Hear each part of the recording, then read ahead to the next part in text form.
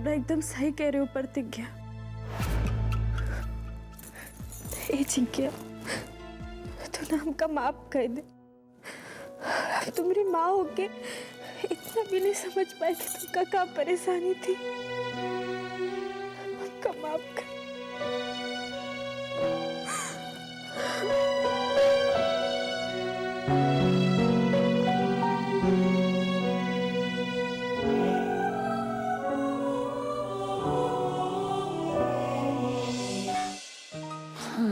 आज यार बहुत देर हो गई। शहर का भी ट्रैफिक ना मेट्रो जैसा होता जा रहा है। आरुषि, खाना लगा दो यार, बहुत भूख लगी है। तन्मय बेटा, अभी तक तो खाना बना नहीं है। इतनी देर हो गई, खाना क्यों नहीं बना? क्योंकि बेटा आदर्श और कोमल उस चपरासी को पकड़वाने के लिए गए थे जिसने हमारी बच्ची के साथ बदतमीजी करने की कोशिश की थी। प्रतिज्ञा और कृष्णा भी उसके साथ गए थे। अब अकेली आरुषि रह गई थी। अकेले खाना बनाने में वक्त तो लगता ही है ना। अरे यार, क्यों इस मामले को सब यहाँ खींचे पड़े हैं यार? मिल तो गई थी सजा उसको यार।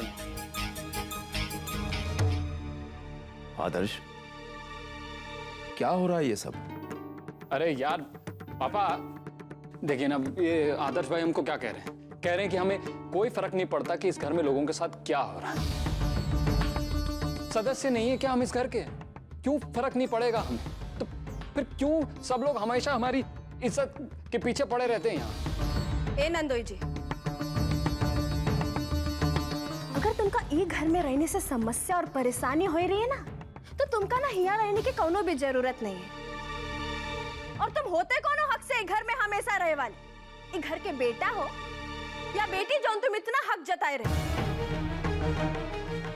तुम ई घर के दामाद हो, और एक दामाद एक मेहमान की तरह होता है जो आता है, रहता है और शराफत से चला जाता है।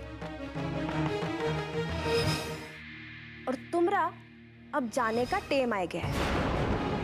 हाँ कोमल ठीक कह रही है। तन्मय अब बहुत हो चुका है। 1 महीने के अंदर तुम अपने लिए कोई जगह ढूंढ लो, बस।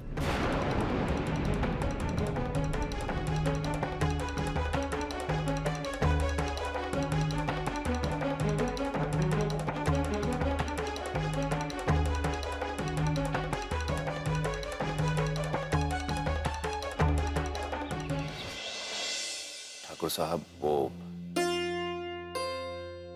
आज हम आपसे एक जरूरी बात करने के लिए आए हैं। बोलो प्रोफेसर साहब, बेझिझक होए के बोलो बोलो। दरअसल ठाकुर साहब, प्रतिज्ञा ने शादी से पहले 2 साल वकालत की पढ़ाई की थी, लेकिन शादी हो जाने के बाद वो पढ़ाई अधूरी रह गई। अभी हाल ही में हमें प्रतिज्ञा के प्रोफेसर मिले थे। उन्होंने हमें सलाह दी कि हम प्रतिज्ञा को आगे की वकालत की पढ़ाई पूरी करने की इजाजत दें।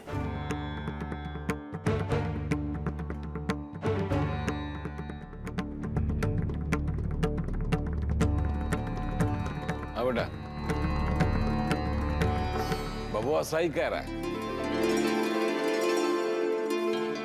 और तुम जाओ, अपनी अधूरी पढ़ाई पूरी करो। अगर ये पढ़ ले तो हमरे घर की भी तो शान बढ़ जाए कि हमरे घर में कोई इतना पढ़ा लिखा है। और काहे ना एक ही शुरुआत प्रतिज्ञा से होए। अरे यार बूढ़ा, हम तो सोच रहे हैं मतलब ये तो मतलब गजब बात हो गई यार, हैं? मतलब हमारी खुद की बीवी वकील, तो फिर और तो मतलब फिर फिक्र करने की बात ही नहीं है। साला फिर देखते कौन हमका ऐसे पकड़ के जेल में बंद करता है, बताओ। टेंशन ही नहीं है। पूरे इलाहाबाद में कौन हमका छुए भी नहीं सकता कानूनन। अबे अभयों का करे दो ना वकालत आपस शुरू। अब से न कूदो, समझोगे नहीं?